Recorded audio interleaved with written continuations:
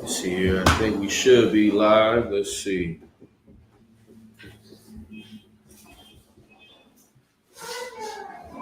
Let's take a look. We good to go? All right, Most High Christ. Clap it up.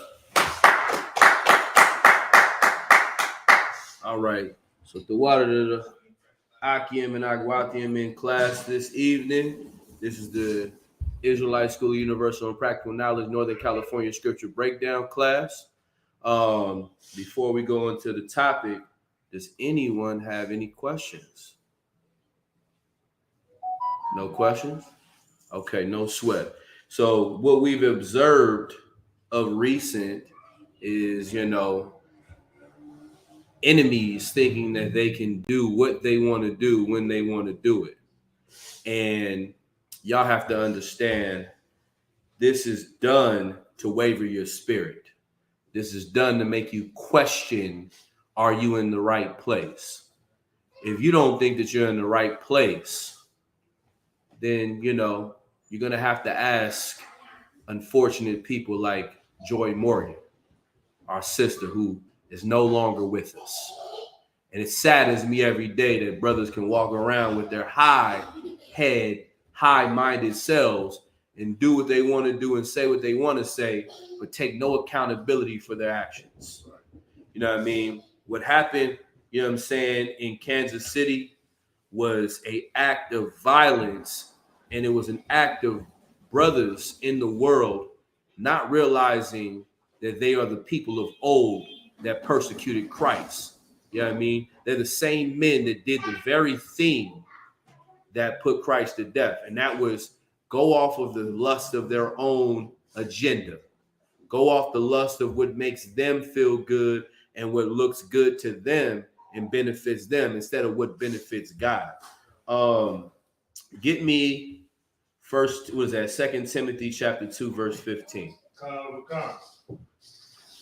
If they would understand the Bible, they would understand this.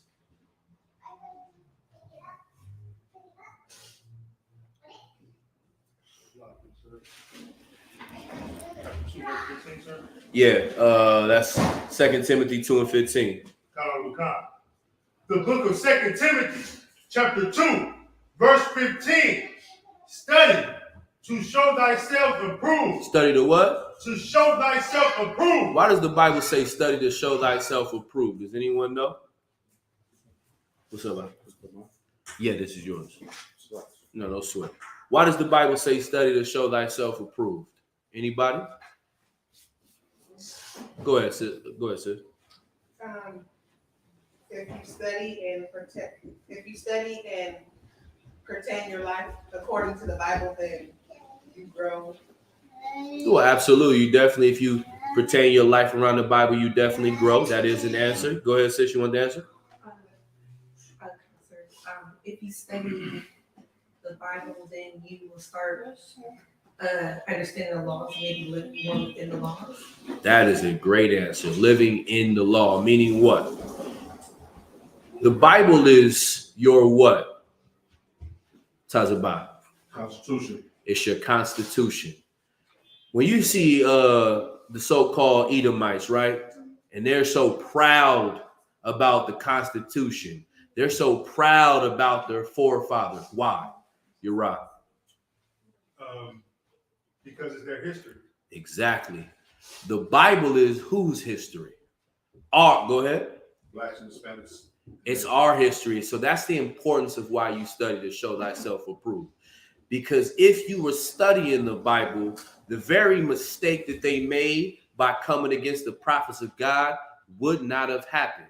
But it happened because they do not study the Bible. They use the Bible as a tool to persecute people. They use the Bible as a tool to manipulate people for their own personal gain. When the Bible is not only a history lesson, it's your constitution, it's your bylaws on how to live, how to conduct yourself, how to deal with one another. The reason why that made brothers so angry is because they thought that their sheer numbers would intimidate us. Do they know who they, excuse me, I'm not even going to go there. Did they forget who we were? Right. Did they forget that this has been, what is our credo? Kasar, I ask you, PK, what? No cowards, no excuses. They forgot. I think that may not have got in their mind. They forgot that we live by the saying of being no cowards. Why? Because Christ was no coward. That's right. Right. David was no coward. That's right. Joshua was no coward. Right. I mean, Paul was no coward. Right. Peter was no coward. You know what I mean? That could, you know what I mean, could be addressed. But I'm saying that to say this. How do you know that they were no cowards? Because you, go ahead. Smart, sir. Please. You talking about KC4? Yeah, absolutely. 4 brothers stood up against 30 men. But yeah, but not even just that. How did they understand that living that life, not being a coward, was how they were supposed to move? Be in class with me. What are we just reading? They studied to show themselves approved. Damn right. Get that brother a hand. And that's the reality. You don't understand this Bible and you don't understand the spirit behind this Bible unless you dig deep and ask for the understanding from men above you. Praise to the Lord for wisdom. Pray to the Lord for understanding so that you can understand how to move, how to conduct yourself, how to be better. We're going to go into a few things today. So I want y'all to go into, let's go to John chapter 7, verse 38.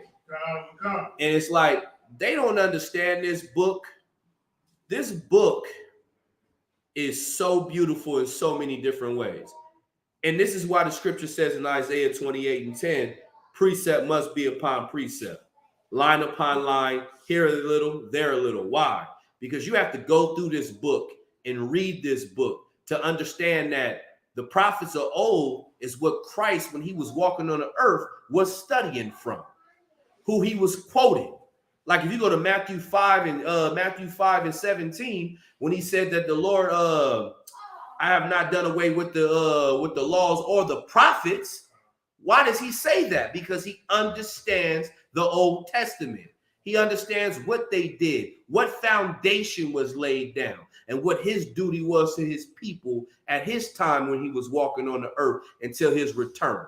Go ahead and read out when you got it. The book of John, chapter 7, verse 38. Read.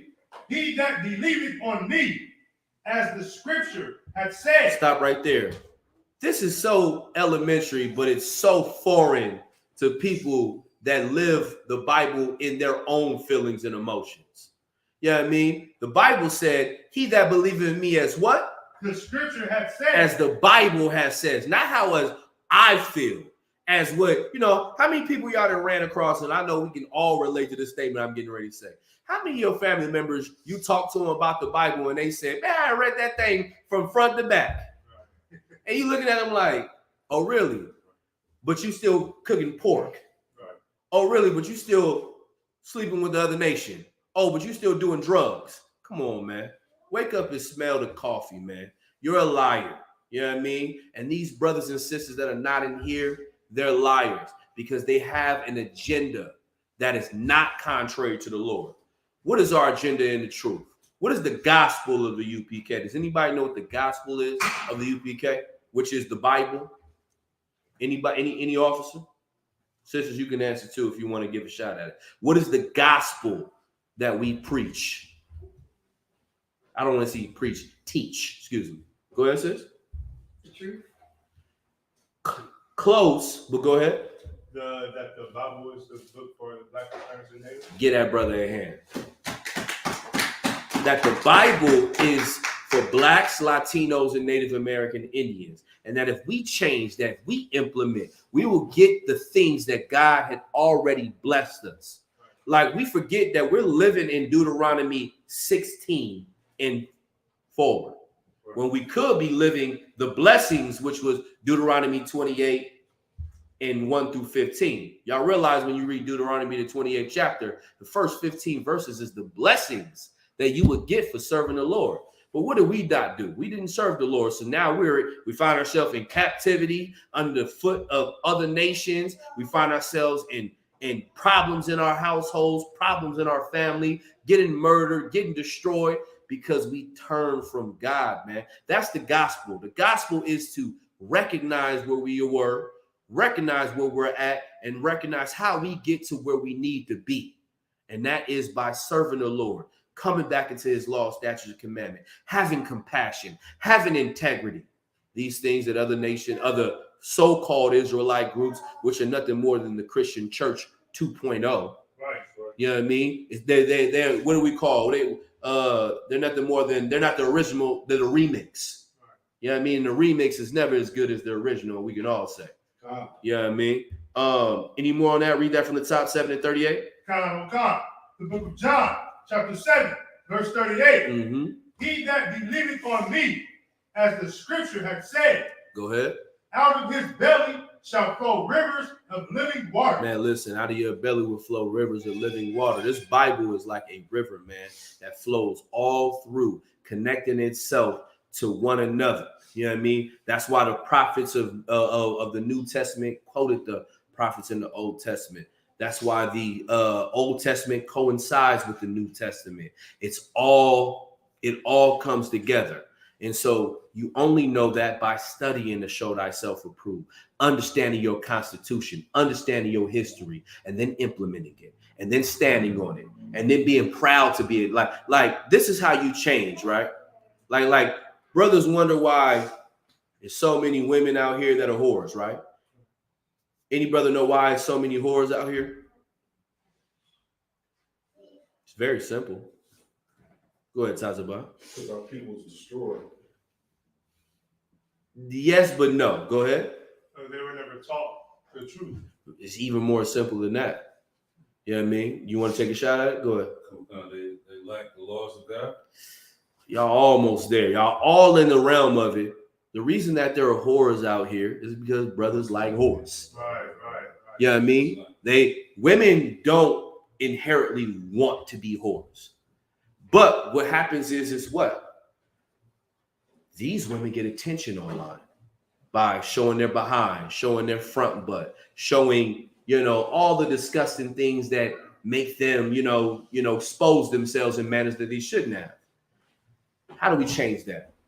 By teaching our brothers and sisters, teaching our daughters, teaching our wives, teaching our mothers that if you conduct yourself like this and stand on this, then what happens? Other people will recognize that that's not how you should be. You know what I mean? And that you can get a righteous man by being covered up, being modest, being pure. You understand what I'm saying? Like that is a woman's, that's a woman's tool on how to change the world. You know what I mean? But how could she do that when men love whores? The flip side, we as brothers have to do what? We have to chastise our brothers. Stop allowing yourself to love whores. Stop going to them strip clubs. Stop buying prostitutes. Stop, looking to, get a woman and throw her away. You understand what I'm saying? And you do that by living that lifestyle, by not allowing people around you that live that lifestyle. You know what I mean? Like if a brother, you was rocking with in the world, let's give an example. This is hypothetical, of course. He was like, man, you ran into him, you spitting the truth to him, and, he wanted to start coming around. You know what I mean? And say you threw something at your crib and you bringing food and brothers is bringing food and he brung some pork ribs. What's your response going to be? That can't come to my house, bro. You know what I mean? You know what I mean? That is the very thing that changes a brother. Same for a sister. Having a standard that this is how we live. You're a black man. Don't eat those things. You're a black woman. Don't treat yourself like that. You know what I mean? Having these standards and implement them is what is going to change the brothers and sisters around you. And it may seem difficult at first. Why does it seem difficult? Because sometimes you feel like you're alone. You feel like you're the only person doing this. And you feel like, damn, like, what will this really come to You know what I mean? Because I'm the only one doing this when everybody else is just living their life. You got to learn the Bible. Anybody heard of having faith of a mustard seed? That's what you have to understand. Having faith of a mustard seed, like y'all know how small a mustard seed is? Like if I drew a little dot, you know what I mean, that you could barely see on a paper, that's how small it is. But when it grows into something great. You got to have faith that your laws, your lifestyle, the way you walk, the way you talk is the standard. And you should accept it no other way. And that's how we make proper change. But these brothers and sisters, they remix things. You know what I mean? They go to contrary to what's in the Bible. They do what they want to do or what they feel is going to gain people. Like cutting corners. That's what these other brothers and sisters in the world do. They cut corners. And that's what makes the truth so beautiful. It's unadulterated. It's something that is pure, that you can't come and stain. Like IURC, them purple pigs, they're stained because they're afraid of women. They want your money. They're willing, like, I listen, because so I think it was you that sent me that purple brother and his rib. I think they were out in Fresno. Oh, right. Yeah, you remember what I'm talking about? And this brother got with his sister. The sister called, like y'all think we be lying when we say these other camps call us for counsel. Right. So she calls, right? And this is just a story of how evil they are in there. She calls for counsel, and I'm giving her a counsel, and she's like, basically, ISUPK has the truth, but my husband is in the IUIC. You know, I'm supposed to follow my husband, and et cetera, et cetera. And I expressed to the sister, listen, you definitely follow your husband, but your husband can't keep you from doing what's right according to God. That's like, you know, if he tells you to go have an orgy, you gotta go against that. You know what I mean? If you know that they're doing things that are contrary to God, you gotta get out of this place. Now, am I telling you not to serve him, not to be kind, not to be loving and do your part as a woman to him? No, I'm not saying that. But what I am saying is that you can put yourself in a space to be in the truth. You know what this brother had the audacity to do? After he found out this purple pig that was under Nathaniel, and I got the text messages and somewhere, screenshots. I'm from the IURC, pictures of these brothers. So we got receipts. You know what he says? He says, we are now unevenly yoked, and this is now a bill of divorce I am writing you because you refuse to listen to me and you rather listen to the ISUPK. That's that place. That's that place. When you would go against God, a bill of divorce. Does anybody know? Go ahead, Please, let's get it. Let's get it in the Old Testament first. You got it in the New Testament, right? Get it in the Old Testament first, where Moses said they hardened their hearts.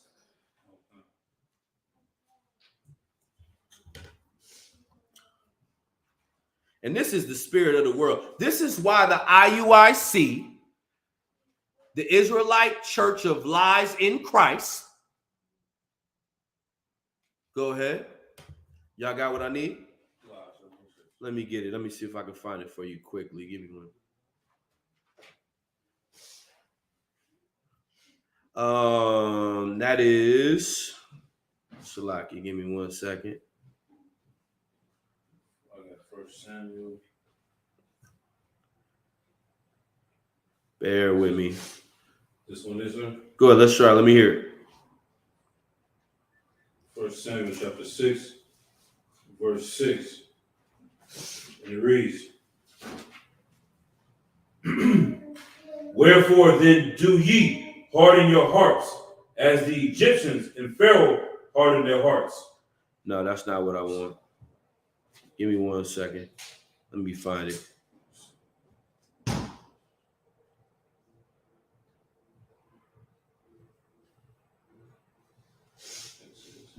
Try Deuteronomy, the 24th chapter.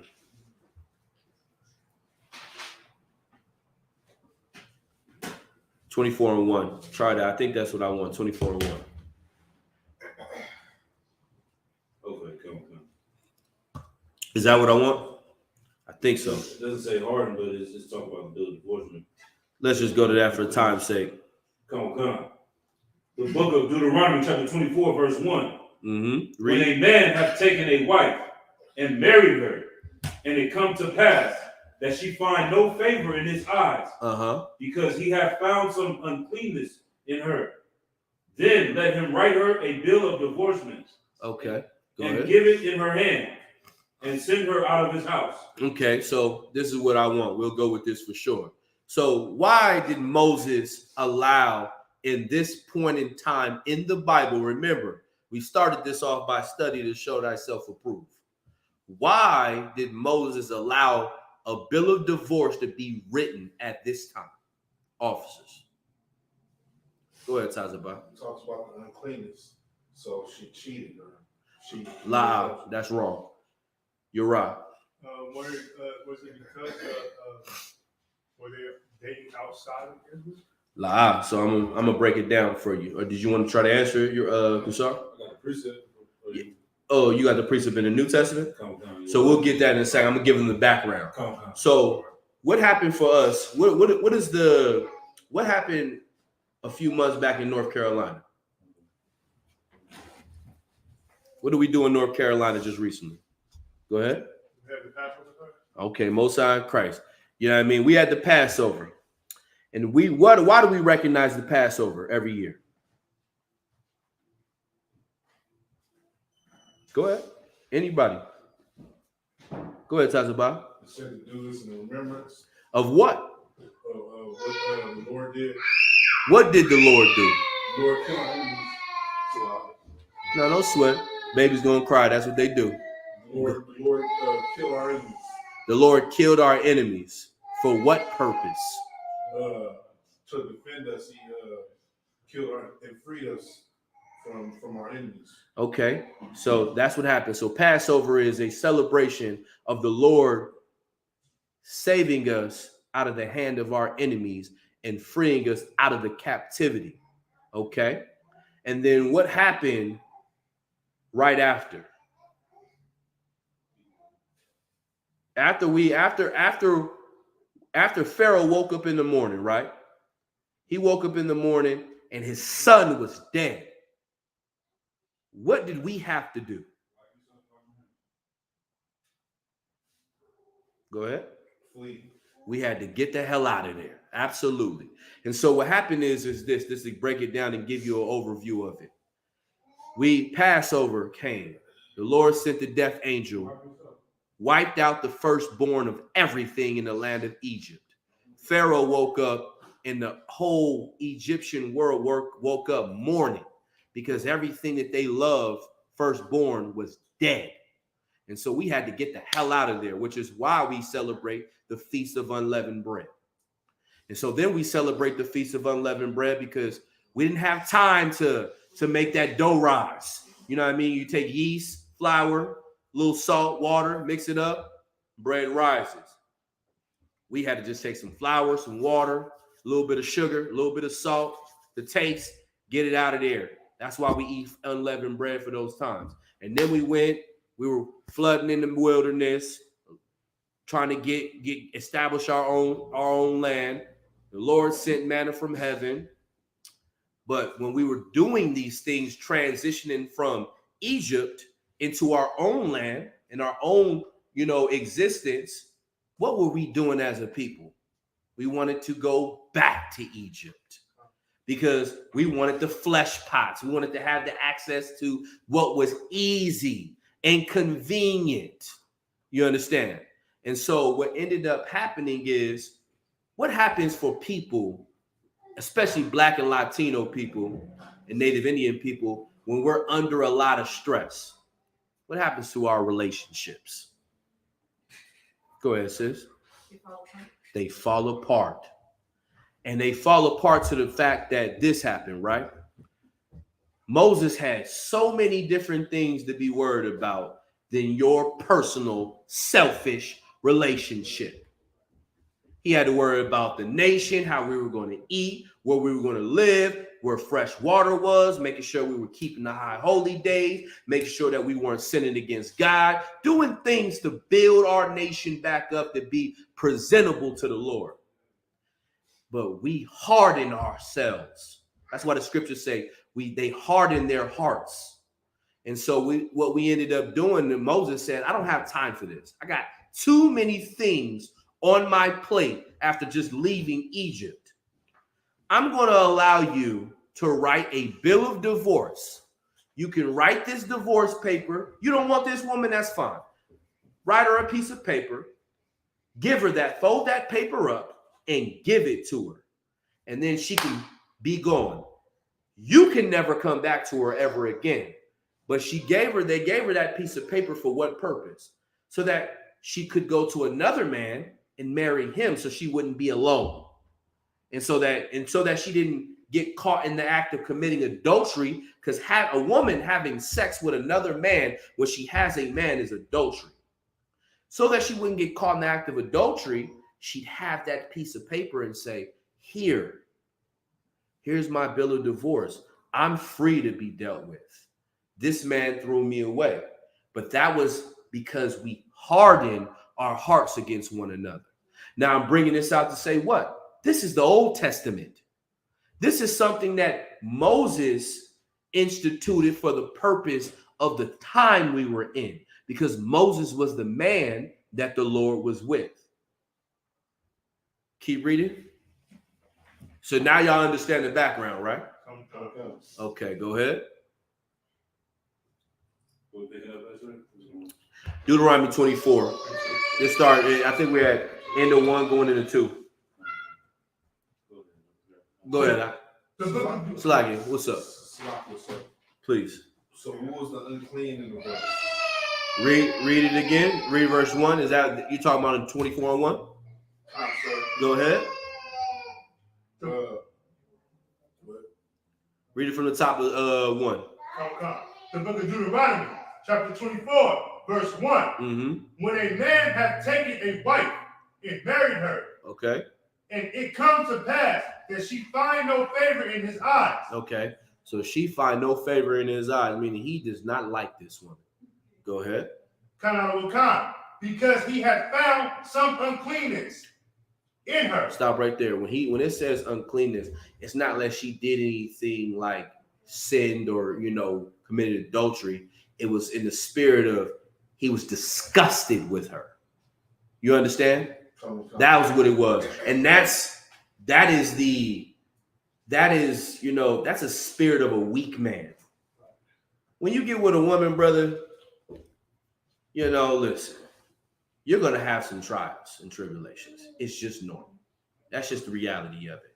And a lot of brothers and sisters in the world were not taught how to keep a marriage together because they grow from broken families.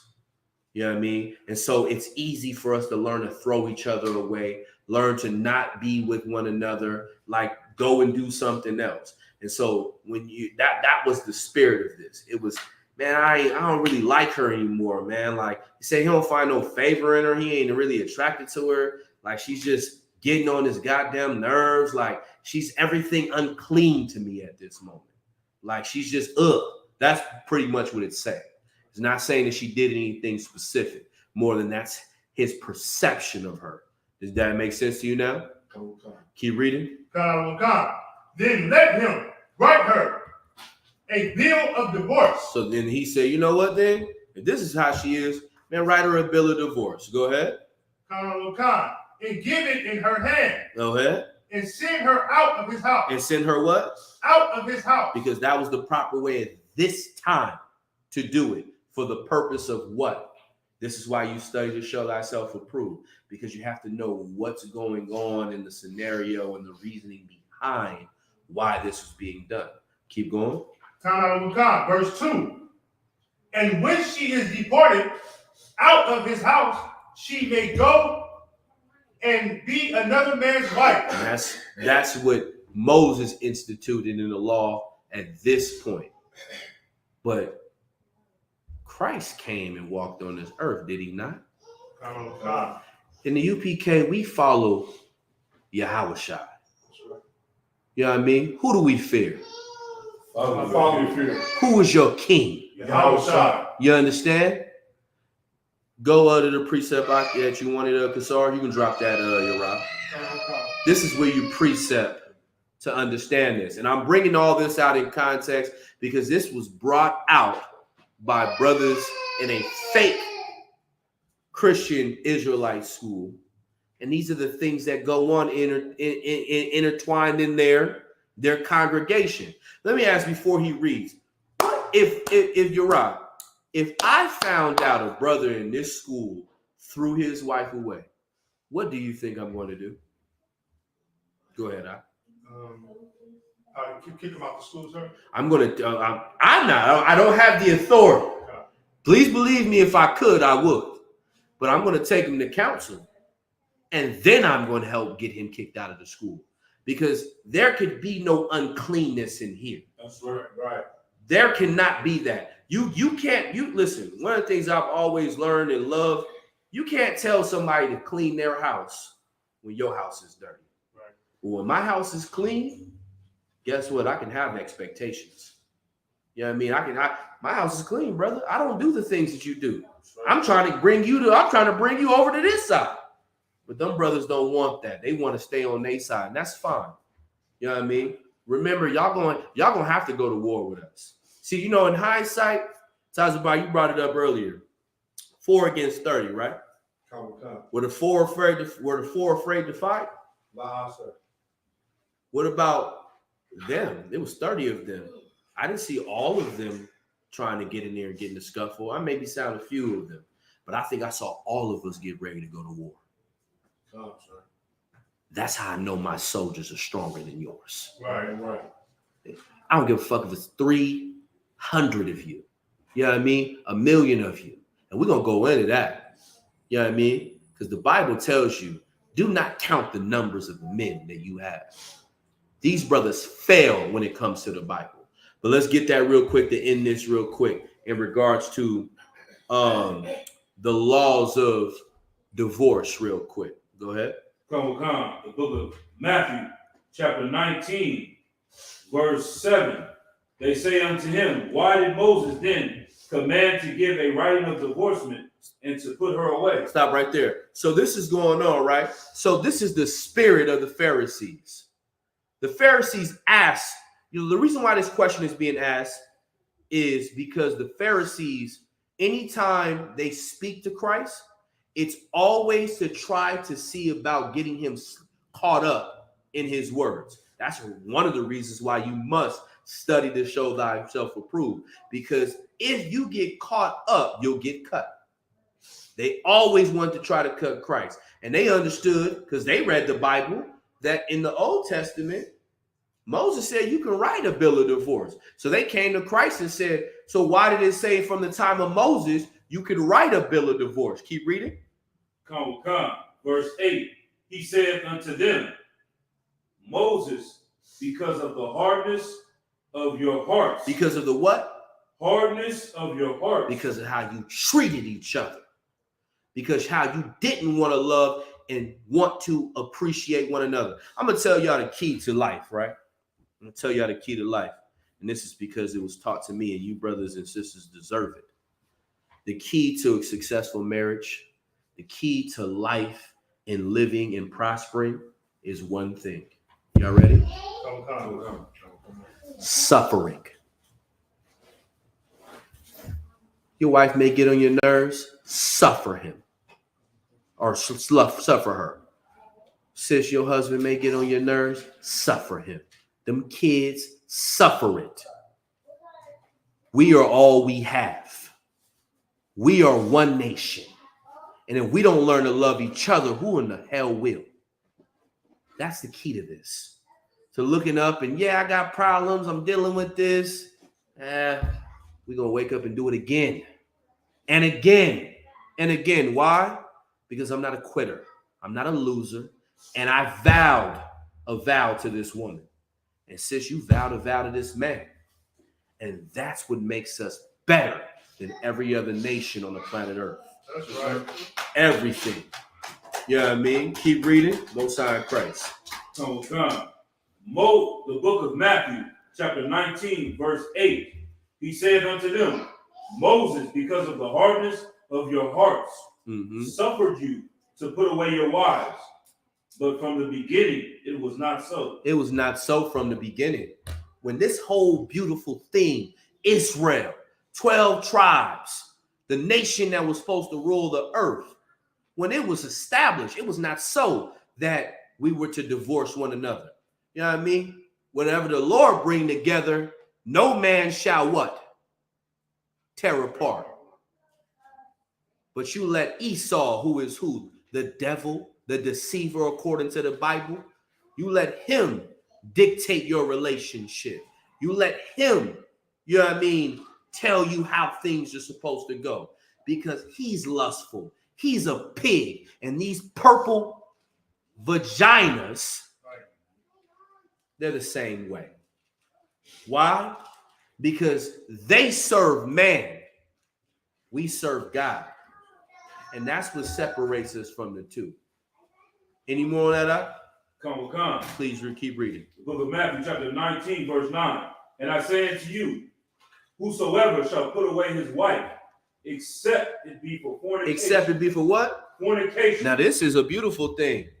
This brother came to me and said, I'm writing a bill of divorce to a woman who did not commit adultery, who did not have any illicit conversations with another man, who did not expose herself in any manner, but called a priest and prophet of God and said, I feel that I'm in the wrong place and I want to serve God properly because I want to live. And because of that, the man she was with threw her away like trash. I pray the Lord deals with that man personally. That's right. You understand? Why? Because no daughter of Zion needs to be hurt. That's even if she's in some faith thing, right? She's still my sister. She's just one of the bad children. They still family. We just got to push them to the side because whatever judgment comes to them comes to them.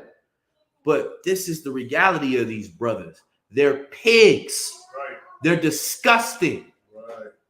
And we have to make it clear on who they are. And please believe me. Listen, we're not afraid of y'all. I hope you understand. That's right. I hope you understand. Listen, man. I'm ready to go to jail. You're not. I'm ready to put some hands on some. I don't want to. I don't want to get in trouble. I don't want to bring any heat. But just know I throw these nickels very well. That's right. You know what I mean? And I ain't turning nothing down but this collar when I go to work because I have to be in slavery. That's right. That's it. Any more on that? Come. Except it be for fornication. Except it be for fornication. That's the only reason a man can get rid of a woman because she polluted. What's that? Jeremiah 23? Is that what I want? Get that. Pull that really quick. This is the Bible. Thy land shall be polluted. You know what I want? Surely thy land shall be polluted. Is that Jeremiah 23? Let me double check. No, I don't know. I don't think it's Jeremiah 23. Give me 1 second.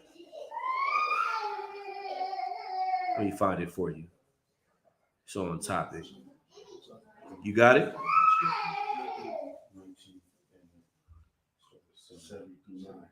It's Jeremiah 3.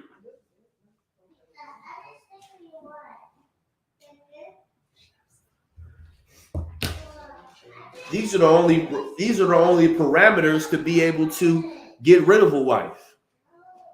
Is if she fornicate. Let's hear what Jeremiah, and listen, we're reading this in the New Testament, right? Let's read it in the Old Testament because Christ followed the Old Testament. It was the blueprint.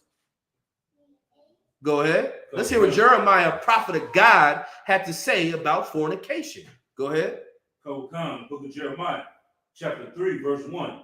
They say, if a man put away his wife, and she go from him, and become another man's wife, shall he return unto her again? Stop right there. What is that talking about, officers? The financial, Please. that's saying that if a brother was to put his way a wife, as this purple cat did Israel, is it okay for him to come back? Go ahead. That's exactly what I'm saying. Saying like, if I got a woman and then she go from him, you know what I'm saying, to go deal with another man, can I go back unto her? Y'all understand what I'm saying? Go ahead. Read. Come. Shall not the land be greatly polluted? Shall not the land be what? Greatly polluted? Why is it polluted? I don't want to put myself anywhere where another man lays and sprays anything down. Salaki. I don't have no time for that, brother. I'm not disgusting like you brothers. I respect my brothers. Oh, that's why what's protocol in here? You know what I'm saying? You meet a sister, hey, shalom, sis, how you doing? It's like, your sister, you married? Oh, yes, sir, I'm married. Oh, Most High Christ, shalom. That's the last thing she will hear from me. You know what I mean? Why is that the case? Because I love my brother as I love myself. I don't want to disrespect my brother. You know what I mean? But brothers in the world and brothers out here that want to give bill of divorces, do you not realize writing your woman a bill of divorce in this time frame, right? And then going to go sleep with another woman, which you can, but then leaving that woman to be slept with another man, you also make him commit adultery? That's messed up. To put another, like, you didn't care enough about your brother that you put him in a situation. Brother, that's a terrible space to be in. And the blood that's going to be upon your head, I want no dealings with. Keep reading. From Jeremiah. But thou hast played the harlot with many lovers, yet return again to me, saith the Lord. And that's what the Lord said. Man, you brothers in the world, you brothers outside of the truth, man, y'all played the harlot on Christ and our King Yahweh. I mean, our King Christ and our God and our power Yahweh, man. And then still try to come back to us, man. You got to wake up, man, and start wanting to be better and be brand new. The only way you're going to be brand new is coming into the Israelite School of Universal and Practical Knowledge. That's right. You know why? Because in here, there are standards. Like I brought out, brother come in here, want to hang out with us, and he bring an abomination of food to us. No, we can't have that here, right? We appreciate the jester, but we love the Lord more than that food you brought. And to be with us, you will keep the law. Even if you don't want to keep the law around your other partners and everywhere else, whoever else you want to be around them. But when you're around us, you are respected. Or you can't be around us. And that is the very way that you create the standard. And then you know what happens? That brother or that sister sees their life starting to get jammed up. And they start to see the people around them causing problems and things start to go wrong. And then they start to look at your life and they go, damn, if I was just with them, I'd be better. And that's how you gain a brother. That's how you gain a sister. That's why you stand on your principles. That's why you stand on these laws, statutes, and commandments. Because it's the very thing that will get you out of captivity, get you out of hell, and it's the very thing that will rise and raise this nation. Do you understand? Any more on that? I think that's the end of it. Let's go back to the end of the one in the New Testament where Christ talked about Moses. Come. And then Uriah, get me while he's going to that, get me 2 Timothy 3 and 4. The book of Matthew, chapter 19, verse 9, towards the middle. Except it be for fornication. Go ahead. And shall marry another, committeth adultery. So you want me to read from the top, sir? No, it's up to you. Go ahead. That's fine. Come. And I say unto you, whosoever shall put away his wife, except it be for fornication, and shall marry another, committeth adultery. And whoso marrieth her, which is put away, doth commit adultery. Man, listen. This is the law, man. You fake purple pussies. Right. You can never be us, man. That's right. You want to be us so bad, but the reality of it is you're afraid to tell your rib you got another wife, man. Right. You're afraid to put them kids in correction, man. You're afraid to do this thing, man, called being an austere man.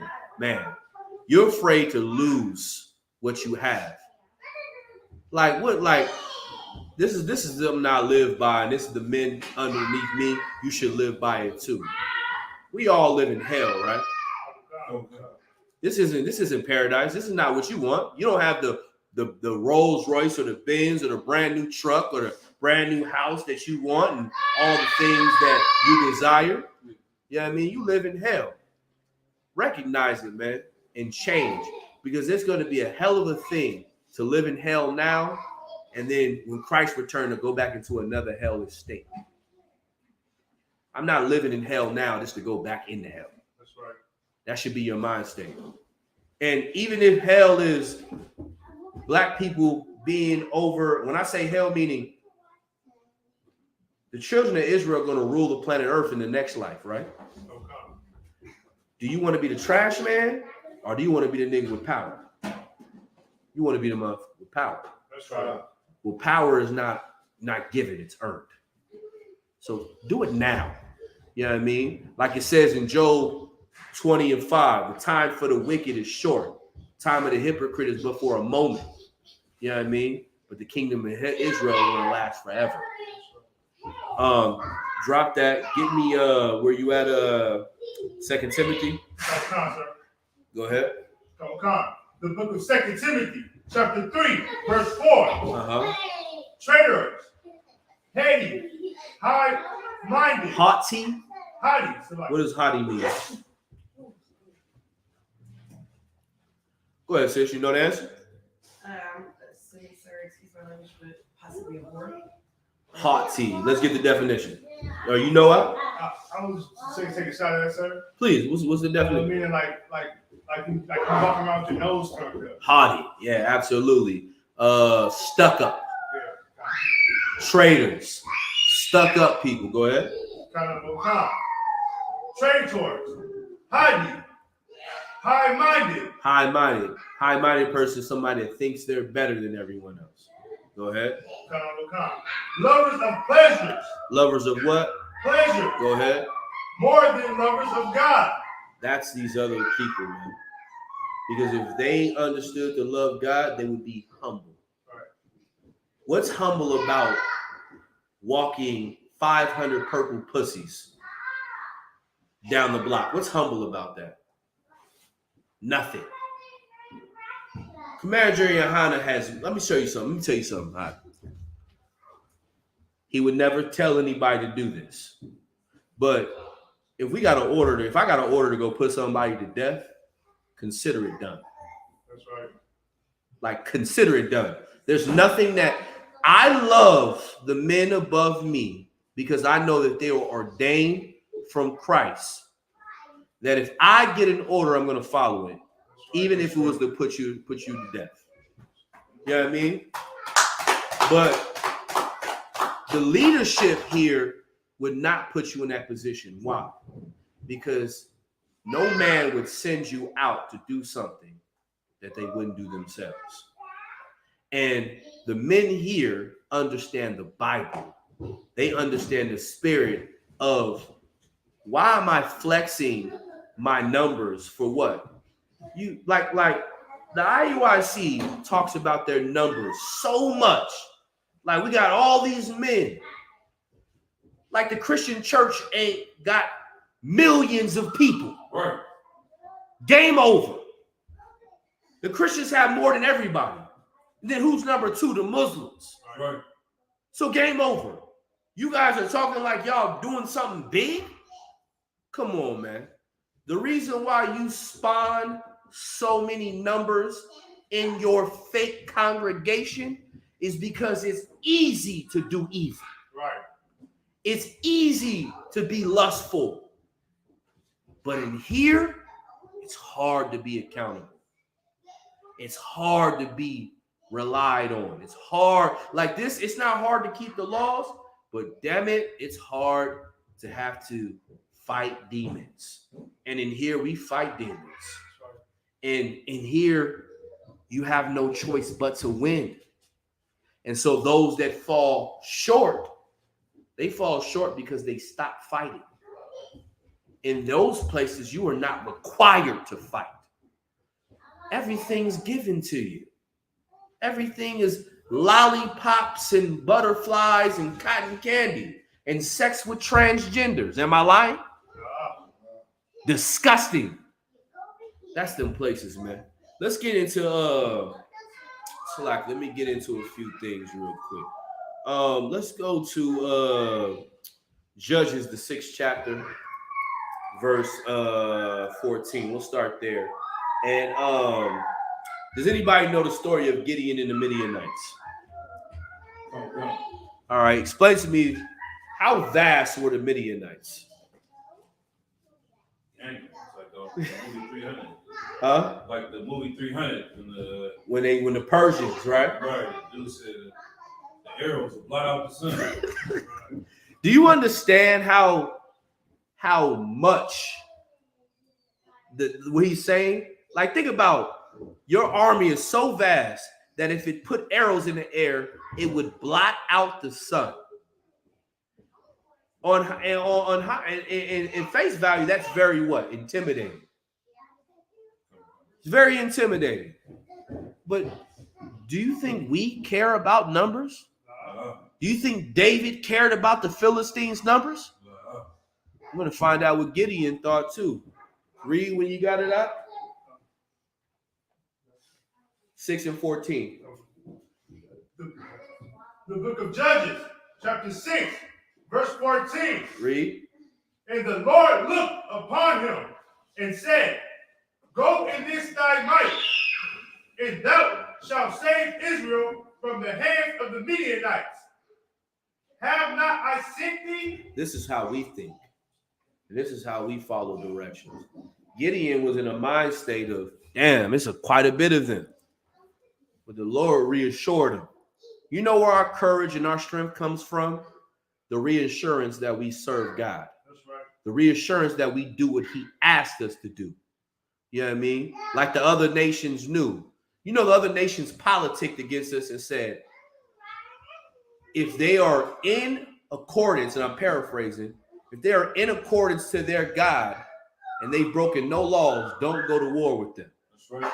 But if they have broken just one law, go to war with them because their Lord will not be with them. That's what we understand.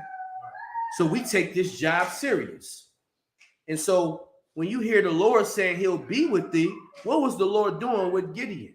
He was encouraging to understand, remember who you serve. Y'all don't know who you serve outside of the ISUPK. We know who we serve. That's right. We know what we stand for. That's why we do it so boldly. That's why we do it with no sense of any thought. We just get to work because we know the Lord will be with us, because I'm not doing my will. I'm not doing Nathaniel's will. I'm doing the will of our power. I'm doing the will of Christ, the will of General Yohanan, who all is in unison of our power. That's right. Keep reading down in the 16. Verse 15. And he said unto him, Go ahead. O my Lord, wherewith shall I save Israel? Behold, my family is poor in Manasseh, and I am the least in my father's house. Stop right there. And he was just giving an excuse, like, because he heard what the Lord had said, and he was like, damn, but sir, I'm the least in my house, man. Like, you know, like I got a lot of things going on. Keep reading. Verse 16. And the Lord said unto him, Surely I will be with thee. What? Surely I will be with thee. See, I don't care about none of that. You're a servant of me, and surely I will be with thee. Go ahead. And thou shalt smite the Midianites. And he shall what? Smite the Midianites. This is a warning to you brothers and sisters that are not in the truth. You are going to go to war with us. And we happily and humbly are waiting for it. You know why? Because we understand what we do for our Father. That's right. And we know that the Lord will be with us. Right. That's right. Not you. Not you at all. Because you don't hold yourself accountable.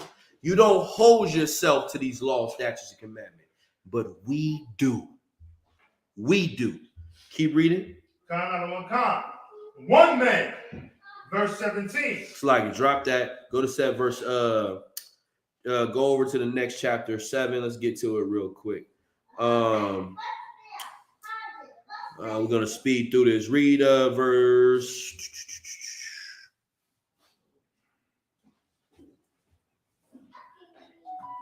Start at verse 1. We're just gonna read through it. 7 and 1. The book of Judges, chapter 7, verse 1. That's about. Then Jerubbaal, did I say that right? Yeah, Jerubbaal. Jerubbaal, who is Gideon, and all the people that were with him, rose up early and pitched beside the well of Hebron. Go ahead.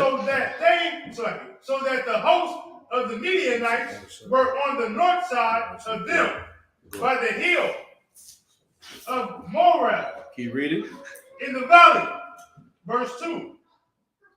And the Lord said unto Gideon, the people that are with thee are too many for me to give the Midianites into their hands, lest Israel mock themselves against me, saying, my own hands have saved me. Stop right there. So what's going on here is Gideon's like, well, Lord, it's too many right now of us. For the Lord, for you to really prevail, we need to thin the herd. I want it to be understood that when we go to war, that there was no question that it was the Lord that have done it. So what's happening is the Lord is going to thin the herd. I'm kind of speeding it up, but go ahead. Verse 3. Now, therefore, go to proclaim in the ears of the people, saying, whosoever is fearful and afraid, let him return and depart early from Mount Gilead. And there return of the people 20 and 2,000. Go ahead. And there remain 10,000. Stop right there. So setting this all up. So Gideon had his little army, and he had a request. Go to the Lord. He went to the people. Hey, who of y'all is afraid? And it was like a few of them was like, man, I ain't gonna lie to you. I'm afraid. It's all right. Go home. Go home. Don't worry about it. So 22,000 of them left, and it only left 10,000. You know what I mean? Now remember, the Midianites were vast. They were more in number than us. Keep going. The book of Judges, chapter 7, verse 4. And the Lord said unto Gideon, the people are yet too many. And Gideon said, he looked at his ranks. He said, damn, it's still too many of us. You know what I mean? Keep going. Bring them down into the water, and I will try them for thee there. And it shall be that of whom I say unto thee, this shall go with thee, the same shall go with thee, and of whomsoever I say unto thee, this shall not go with thee, the same shall not go. Keep reading. Verse 5. So he brought down the people unto the water, and the Lord said unto Gideon, everyone that lappeth of the water with his tongue as a dog lappeth, him shalt thou set by himself. Likewise, everyone that boweth down upon his knee to drink. Verse 6. And the number of them that lappeth, putting their hand to their mouth, were 300 men. But all the rest of the people bowed down upon their knees to drink water. Stop right there. So he was putting these men in his ranks through the test. He's all right. These brothers, this was the test. You did this. Don't even worry. I'm going to send you to the side. But he got his number. And this number was 300 amounts of mass army. Now think about 300. Let's just say, let's keep it down, babies. Let's think 300. This hypothetical. Let's think 300 on 150,000. That's a odd number. You just in your mind go that 150,000 is going to obliterate that 300. But that 300, they forgot the Lord was with them. And that's one of the key things why you study to understand this book. The Lord don't care about your numbers. He don't care about how many men you can march on Barclays Center. He don't care about how many men you can, Missouri milestone. I think that's what they called it. When y'all walking men down the street talking about we are ready. Ready for what? To kill more people? Right. You ready to do what? Sleep with more transvestites? Right. You ready to take more money? Right. Steal from your people? Listen, I don't think y'all understand. In the Israelite church of lies in Christ, I don't think y'all know that they have women in their organization that are over men. Y'all heard? You hear what I'm saying, right? Okay. I'm saying this from actual facts. I know a sister specifically, she no longer in the truth, that dealt with them and gave the full breakdown on how they how do I say it? They coddle to women. Like, you know how in the church, right? You got the women with the big packs that get to sit in the front. Why do they get to sit in the front? Because they the ones that's donating all the money. They the one that's putting things in order in the church. Well, they got women in the Israelite Church of Lies in Christ, right? They have women that because of the money and the things that they donate, they put them in a position of power, and they tell men what to do. That's this place in there, man. Right. Here, we understand the Bible, man. The scripture says, the flock of my pasture are men. Right. Any real man, right, and any real woman would never want a real woman would never want a man to be put above her, in a sense, because to think about a precious baby girl, we got children, I got daughters, I know brothers got daughters. Imagine someone trying to send your baby girl to war. They got to be out of their goddamn mind. Right. That precious, beautiful, delicate thing that I have at home, oh no, man, you ain't doing that. Send the boys. Right. They were born to do that type of work. The boys that are going to become men, they're born to do that type of work. In that place, man, it's confusion. And they know it's confusion. But they don't want these things to come out. But it's all going to come out, man. Because when you touch the prophets of God, man, now, you know what I mean? The scripture says, I'm paraphrasing, it's a dangerous thing to be in the sight of the Lord. Right? At first, we were doing what? We were chastising you. We were putting you on notice that you need to change. Now you over here trying to poke the bear, as they would say. Awake the sleeping giant. Well, the giant is woke now. That's right. We woke now, and guess what? Try if you want to. You don't understand. Some of us want to be martyrs. That's right. Some of us want to be martyrs. That's right. I've done too much in my life that to go out a martyr, God damn. Listen. I don't got a lot of goals. But listen, if you could just put me on the wall and say, they don't do it like that. You know what I mean? You got to be a special type of brother like that. For people to talk about my bloodline like that, brother, I'll rest, peacefully. That's right. You know what I mean? But these brothers don't understand the war we're at, man. They're on the opposition, man. They're playing for the other team. Get me, what did I want? Salakia. We're going to go into more scriptures about this context. Please, go ahead. Yeah, you want to say something? Get down, huh? So just real quick. Please. It's interesting, too. I didn't really think about it, too. Talking about the movie 300 with the arrows blotting out the sky, they got that movie from the Bible. Facts. My story about Gideon. That's where it comes going from. down to 300 The minutes. 300, yeah. Except we prevail. Come. Yeah, that was the whole, yeah. When you think about the story 300, Right. that's where the concept is. Everything they steal is from the Bible. Like, That's right. even to the spirit of like y'all watch Star Wars and stuff like that. Where they talking about the Force. The Force is nothing more than the Holy Spirit. That's right. You know what I'm saying? All of those things are just concepts that come from a biblical standpoint where they try to give it their twist on it a little bit. But yeah, absolutely. Let's go to First Chronicles chapter. I'm gonna show you this lie. First Chronicles 21:1.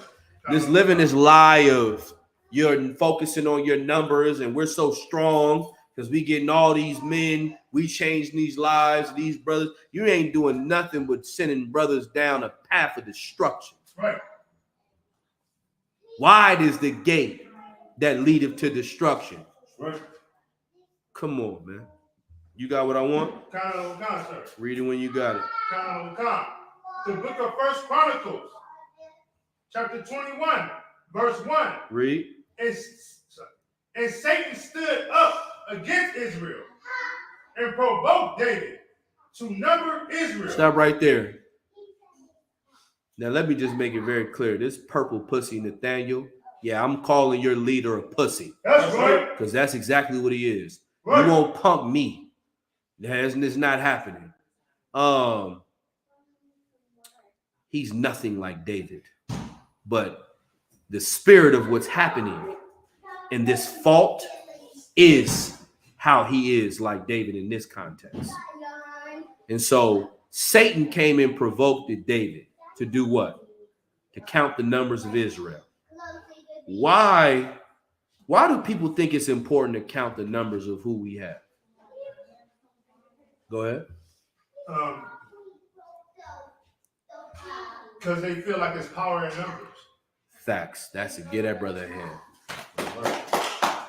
And that in itself, when the Lord is on your side, is a lie. You don't need numbers when the Lord is with you. Did you forget he created everything? The heavens and the earth? He can, you know what I'm saying? This can be over in the blink of an eye. Right. But you think your numbers mean something. So this is a story real quick where David wanted to count his numbers. Keep reading. Con. The book of First Chronicles, chapter 21, verse 2. And David said to Joab and to the rulers of the people, go number Israel from Beersheba even to Dan, and bring the numbers of them to me, that I may know. Verse 3. And hold on, before you go there, right? So David gave an order, go number them, man. Let's see how strong we are. If you think that your numbers make you strong, then you don't know the Lord. That's right. You don't know him. Now, am I saying that you can't have a good, decent amount of brothers? No. But if your main focus is getting numbers, do you understand? Let me tell you something. Where are we at? We're in Northern California. When you think about Northern California, what is one of the biggest organizations you think about?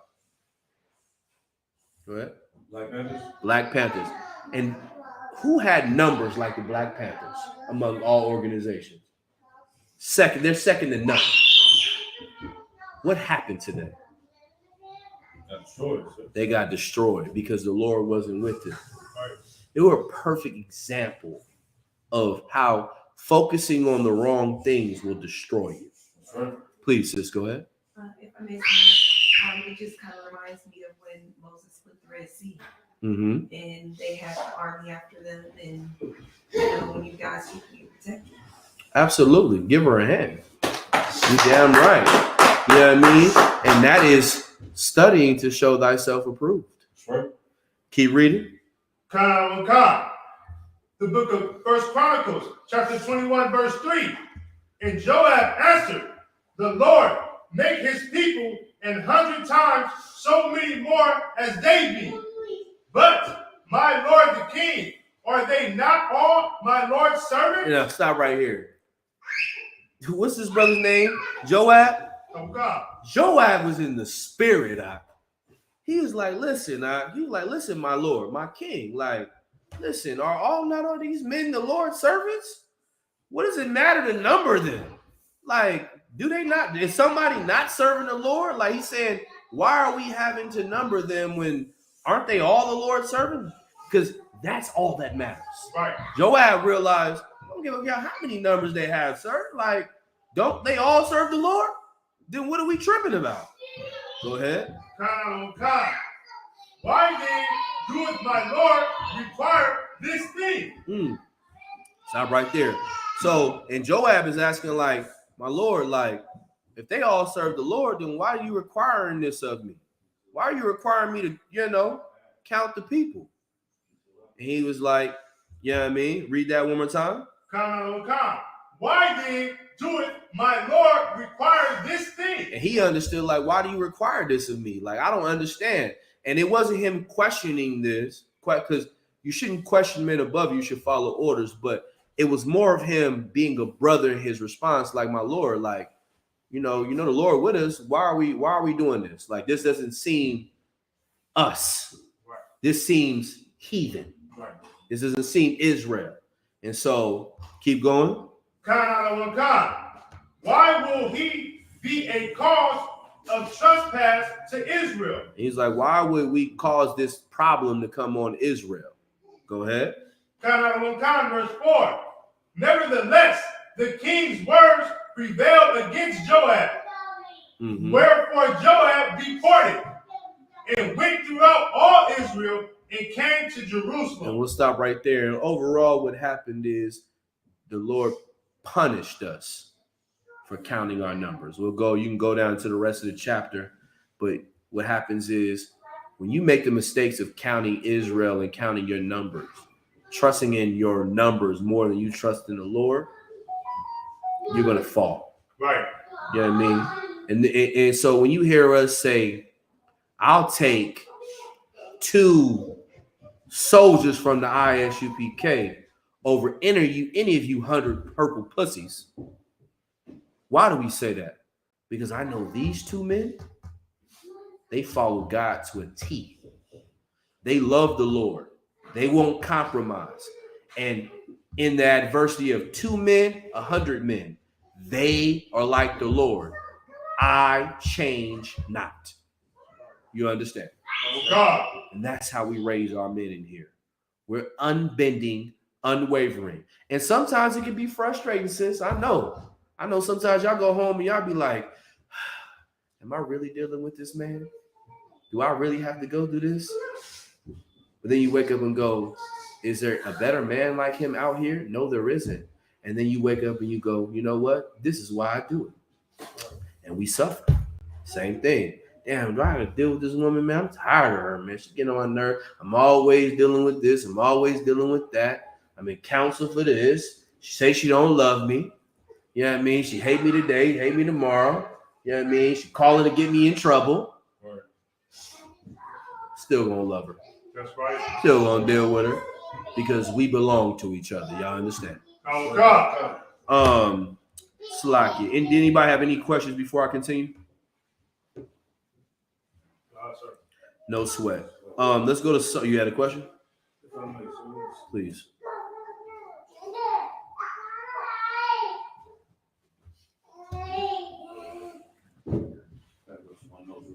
No sweat. Give me Psalms chapter. Isaiah 41 and 10. I think it's 10 through 12. Yeah. Read it when you got it.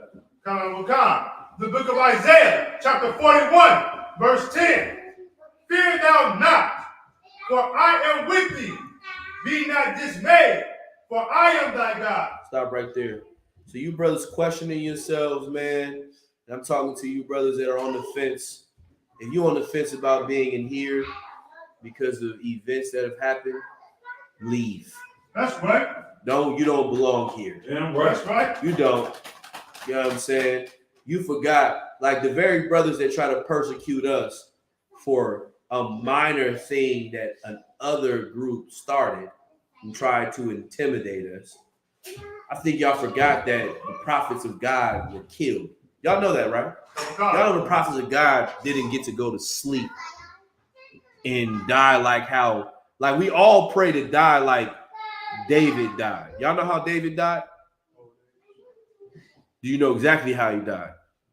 With his family around him, laying in the bed, passing the torch to his son.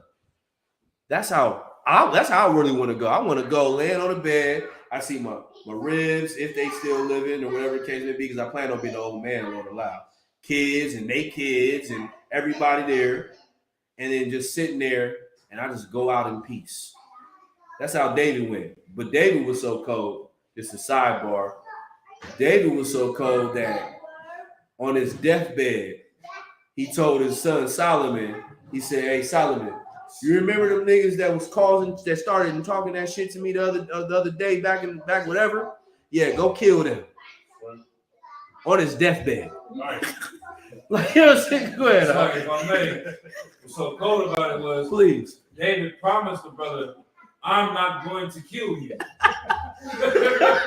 Which he kept his word. He kept his word, but he sent his son. Yeah. He said, you will not die by these hands. Right. But these hands are not his hands. Right. It may be my bloodline, but hey, Right. shalom. That's how I want to go out. But you know what I mean? The prophets of God, man, to do this work, man. People hate us, man. People love the IUIC. That's how you know they're not in the truth. You realize that? They love them. They want to put on purple. They want to go and do, you know, festivals and pageants and all the Christian blase. And here, man, them niggas is too rough. They hate women. We do this and we do that. But when you really come in here and you get to know us, you go, damn, I never knew that these niggas was really like this. Because you create a persona in your mind. Like, I'll give you an example. This is how you know these brothers are in the world, right? And we're in the truth. When white men or other nations, right, they see us, what is their first indication of us? Go ahead, sis. Salakia, sir, that you guys are a cult. Not just a cult, close, but what are worldly wise, not just that. What do they think about us when they see us? Just on. You're on it. Go ahead, Kazaba. That's your thugs. Come on. Go ahead, please. And you violent. We think we're thugs, we're violent, we're criminals, all of those things. Go ahead, sis. Yeah, all of it. Well, hate, yeah, all of that. So they think we're thugs, criminals, and all that, right? Who else thinks we're thugs and criminals? The purple pigs. Right. Everybody else thinks we're thugs and criminals. You know why? Because they have a point of view of their daddy. And you know who their daddy is? The white man. Right. The devil that the Bible speaks of. That's right. The deceiver. What's that? John 8:44, 8:30, 32, something like that. Yeah, I mean, you are of your father, the devil, and the lust of your father ye shall do.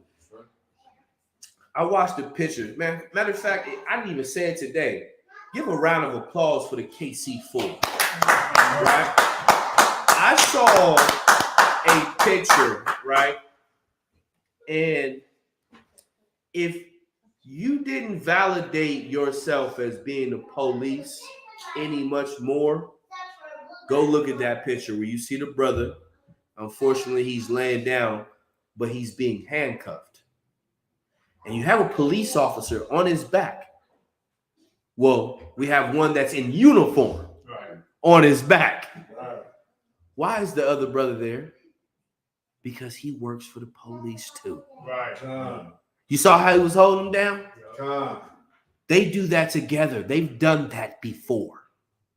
That's the place. Go ahead. Someone say something? Like, if I may, I mean, they've had situations where I forget where it was, but a brother had stopped something going on with a shooting in the mall. And the police came and shot him. You know what I'm saying? Because they thought I think he was trying to detain somebody, and the shooter, the real criminal, they shot the brother, thinking he was the one that was doing it. When it wasn't. So the police normally would see a black man holding a black man down, they would come and back up. Put your hands up. Get on the ground. Come on. Both of y'all are the criminals until we find out who is who. I'm telling you. But and that's crazy that you say that. Both of us would be the criminals. But when they saw them, what did they see? When the cops came and they got on the scene, instead of seeing niggas, they saw the ones they thought were niggas, which was us. And then when they seen the purple pigs, they saw themselves. They were so comfortable. Oh yes, thanks for the help. You know why? Because they are in cahoots with them. That's right. And it's the very thing that killed Christ. The Pharisees were in cahoots with who? According to the Bible. Who were they in cahoots with? Go ahead. With the Romans. With the Romans. Give that brother a hand. And the Romans did what to our king with the Pharisees? Go ahead. Crucified. They crucified him. So brothers in the UPK and brothers on the fence about the UPK, listen, we understand that to be in here, man, we're going to get crucified. You know why? What's that precept? Get it. They hated me first. You know what I want? This is us. This is, I think it's John 17, 15 and 17, something like that. 17 and 15, around that variation.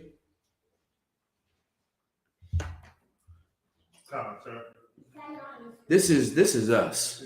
We wake up and understand this every single day. I think you can go up a little further before 18. Go ahead, sis. Sir, John 15, verse 18. Yeah, that's what he said. Come, Most High Christ. Is it a little bit? Can we go up a little further, or is it 18 the point? Like maybe 2 verses up? I'm sorry, 16. Yeah, let's get it. The book of John, chapter 15, verse 16. Ye have not chosen me, but I have chosen you. And that's what you have to understand coming into this truth. You didn't choose to sit in this seat. You were chosen. But you know why you were chosen? Because your king, Yahushua, Jesus Christ, as the world knows, he saw something in you and said, you know what? That brother and sister could be something that I need in this army. That's right. But it's for you now to prove him right. Right. You can prove yourself wrong all day. But you are chosen to sit in this seat. Never think that you sat in this seat because you wanted to sit in this seat. You sat in this seat because the Lord allowed the Spirit to be placed upon you. Go ahead. Come. And ordain you that ye should go and bring forth fruit. Go ahead. And that your fruit should remain. Stop right there. And that your fruit should remain. And that's another thing too. Brothers and sisters, you are required to bring fruit in here, man. That's right. Sisters, you are required to get you some sisters in here that are righteous and beautiful and honest and that want to be treated the way that they should be treated. Right. You know what I mean? You should see a sister that is being dealt with crazy and needs some help and say, sis, you know what? I know a place for you where you can be loved and you can have family and you can gain the support. You know what I mean? Y'all realize this is a support system in here. We're a family. That's right. Now imagine how stronger we get if we bring more people in here, more brothers and sisters in here that are truthful and honest and loving and really want to serve the Lord. We're going to be unstoppable. Go ahead. Come. And that your fruit shall remain. That whatsoever ye shall ask of the Father in my son. That whatsoever ye shall ask of the Father in my name, he may give it to you. Go ahead. Verse 17. These things I command you, that ye love one another. Verse 18. If the world hate you, ye know that it hated me before it hated you. Stop there. Say that one more time, man. Come. The book of John, chapter 15, verse 18.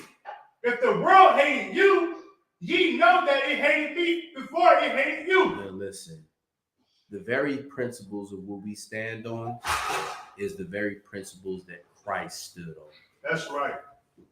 We are the most hated. You purple pussies aren't hated. Right. We're disgusted with you. That's right. That's a difference. We don't hate you. We're disgusted with you.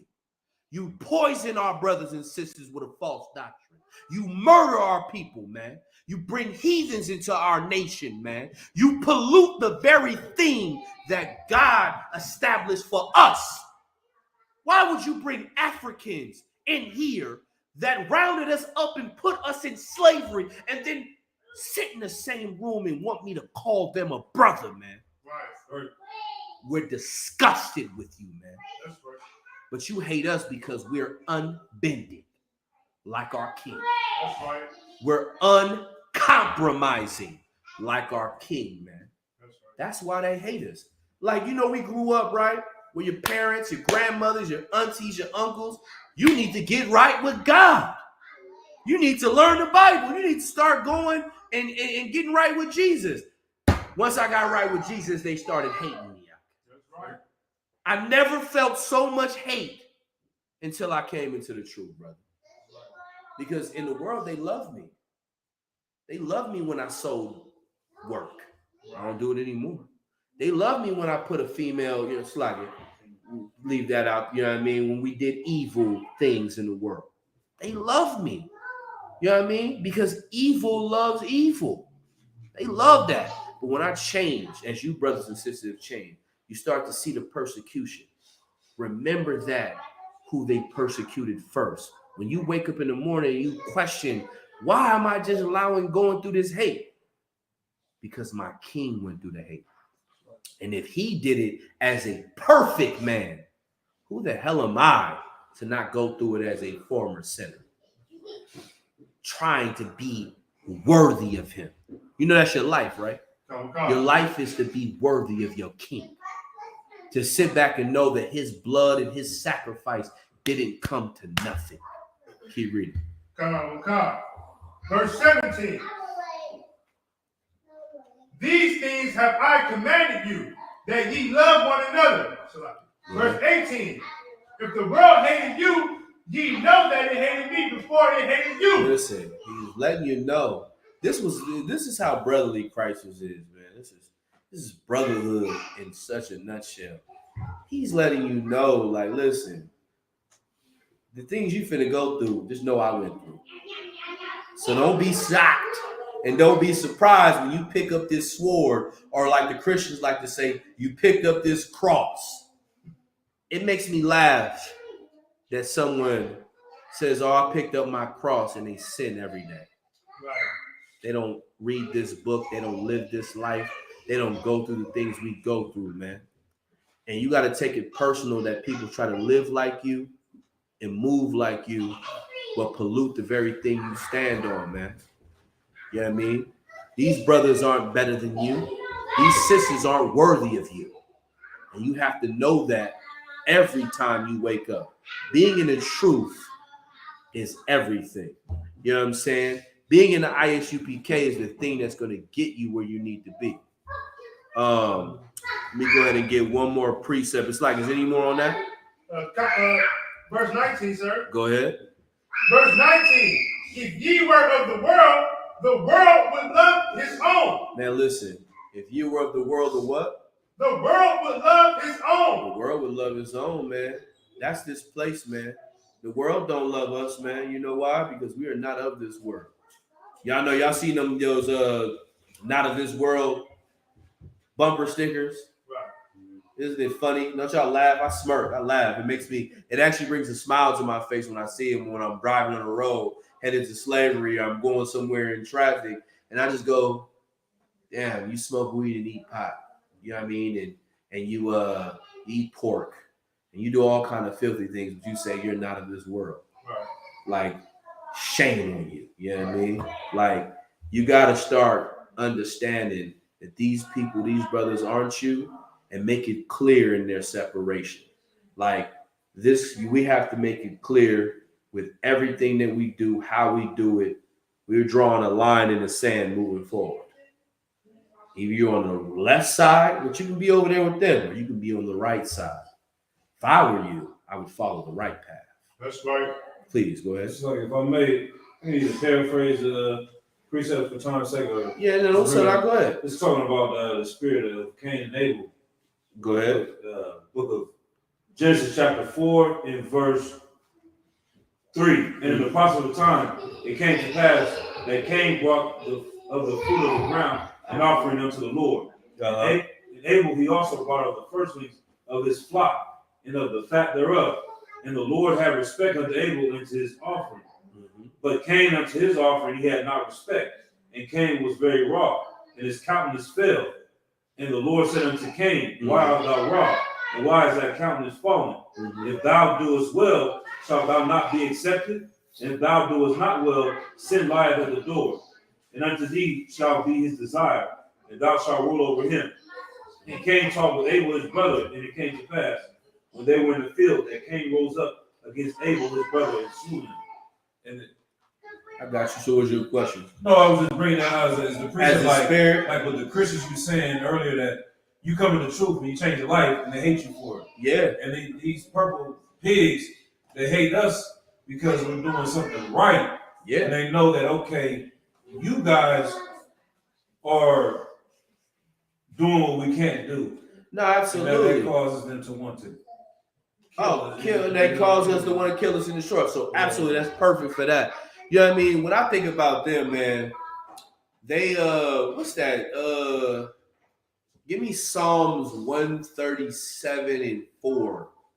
When you say that, right, I think about how everything that they do is stripping of this nationality. Like instead of saying Yasha'Allah, they say Israel. Like I'm, this Ban Israel or Ben Israel. right. Where, you know what I'm saying? It's Ban, not Ben. You know what I'm saying? Or you hear him say Shalom. You know what I mean? Not Shalom. You know what I'm saying? Like, come on, man. Everything that they do is contrary. Like, they've made a religion on spitting on the truth.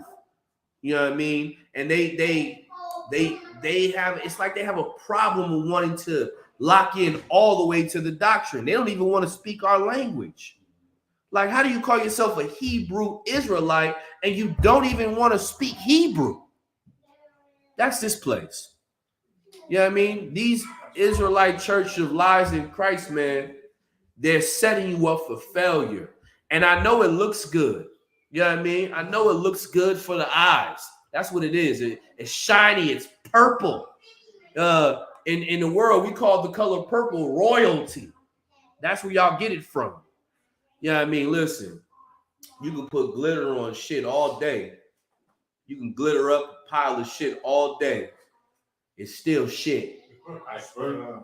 It may look nice when you look at it, but it's still shit. Read that out, Psalms 137 and 4. Remind me of what David said, man. The book of Psalms, chapter 137, verse 4. How shall we sing the Lord's song in a strange land? That's what they forgot, man.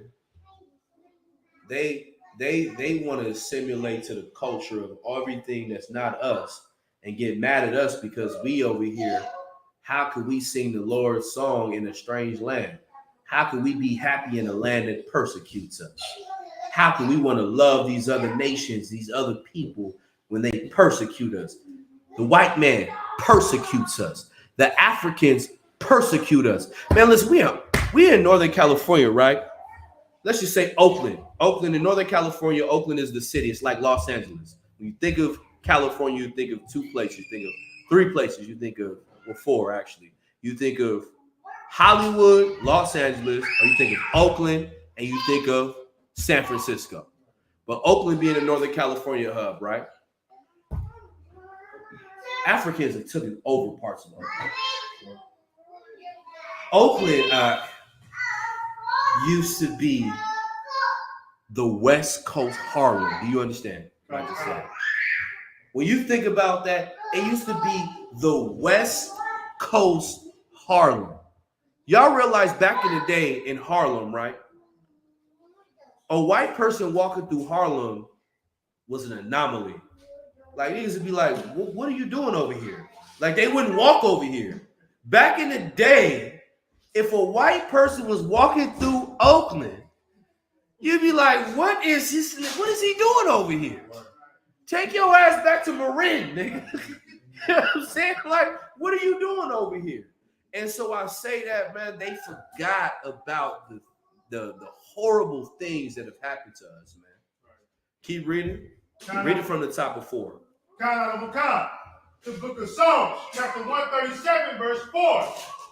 How shall we sing the Lord's song in a strange land? Listen, we can't sing the Lord's song in a strange land, man. We can't praise and try to love and be kumbaya with these other nations, man. We in captivity, man. We in hell. Of course, we're angry. We're pissed off. We're tired of this struggle. And we're going to speak about it. Keep going. Verse 5. If I forget thee, O Jerusalem, let my right hand forget her cunning. And that's what you brothers forgot, you purple pigs. Right. If we forgot you forgot Jerusalem. You forgot the persecution. You forgot the murders. You forgot the destruction of our temple. You forgot everything that made us great. Everything that the Lord established for us. And David was so honorable as the UPK is. If we forget the things that made us great, let my right hand lose its cunning. Meaning what? David was a man of war, saying what? Let me not be able to use the very thing I go to war with. Because I'm no good without Jerusalem. I'm no good without Israel. I'm no good without blacks, Latinos, and Native Indians being safe. That's and right. in protection of the Most High. You understand? Keep going. Verse 6. Read. If I do not remember thee, let my tongue cleave to the roof of my mouth. Listen, this is so honorable. If I don't remember thee, let the tongue cleave into the roof of my mouth, man. David was saying some heavy things, man. You know why he said this? Because he understood how important it was to love these 12 tribes. That's right. And not disrespected, not polluted with Africans, not polluted like you other ones with other nations, white women, white people, all kind of garbage, spiritual. What the hell is a spiritual Israelite? You pieces of garbage. Right. We don't hate you. We're disgusted with you, man. That's right. And just like David was disgusted, the real men of Israel were disgusted, man. Go ahead. Last verse is 7. So you asked verse 7? Verse 6 in the middle, sir. Yeah, 6. We'll read to 7 and we're in the class. If I prefer not Jerusalem above my chief joy. Verse 7. If I what? If I prefer not Jerusalem above my chief joy. Listen, if I prefer Jerusalem not above my chief joy. I was watching General Muhammad's class earlier. As a matter of fact, give General Muhammad a class hand, you know what I mean, for having scripture breakdown class. He said something that was pivotal, right? These purple pigs, right? They had went to Geno Jennings. Y'all know who he is, right? That little Christian pastor that thinks he knows a little bit about the Bible, but think he gotta, you know, he tried to be tough, but he's really just another version of another Christian pastor. With a little bit of an edge. The purple pigs came up to him and they tried to, you know, intimidate, but also sway them into their doctrine. Did they forget that the mysteries of the kingdom of heaven are in front of you? Like, they don't read this Bible out. Am I saying that we're not supposed to try to change Christians? No. But what I am saying, why would I try to go to disloyal sons? Like, they made it a point to send hundreds of men to go and pull up on this man's church, right? When his brother's hungry, starving, no housing, no help, mental disorders that really need help. Why am I putting my all help into people that don't matter when I should be putting my focus on people that do matter. That's right. Because I don't care about God's people. You know what they want? They want the rich of Israel. And you know who Christ wants? The poor of Israel. That's right. That's right. So that they can be uplifted above them. That's why it said what? Better it is a poor man than a rich man. Why? Because it is going to be harder for a rich man to get in the kingdom of heaven. I'm paraphrasing. It's like taking the eye of a needle through a camel's eye is how it's going to be for a rich man to get into the kingdom of heaven. Because they'll care about their self before they care about their brother. Finish the end on that? Verse 7, sir. That's the end of it? No, that's the end of verse 6. Go ahead. The book of Psalms, chapter 37, verse 7. 137. No, sorry. 137, verse 7. Go ahead. Remember, O Lord, the children of Edom in the day of Jerusalem, who said, rise, raise it, even to the foundation thereof. Listen, they so big on trying to come together with the Christian church. We so big on saving our people and getting our people out of hell, but we want to make sure we remember the enemies that destroyed our people, man. That's right. They too busy congregating with the very enemy that destroyed us, man. We got to change the way we look at ourselves, man, when it comes to this work. If you're questioning anything, get some counsel. Them purple pigs have nothing on the ISUPK. That's right. We telling you right now, and I'm going to say this now. We drawing the lines in the sand. Pick a side so we can go to war and find out who the Lord is really with. And with that, I'm going to go ahead and end the class. Or I'm going to pass the class over to Precinct Officer Udagari Rock.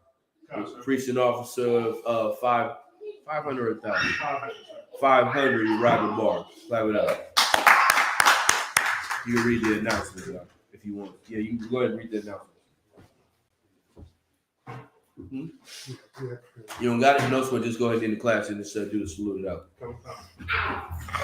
Men of Israel, a module.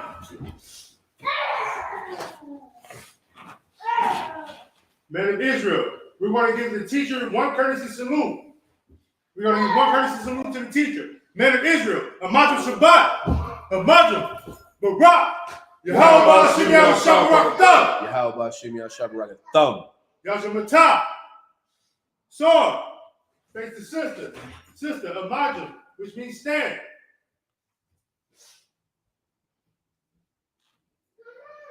Men of Israel, we're going to give one courtesy salute to the sisters.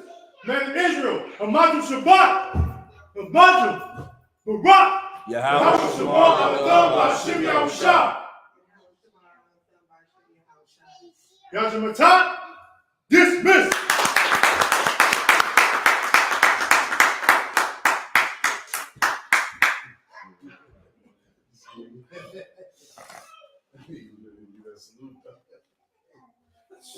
Sir.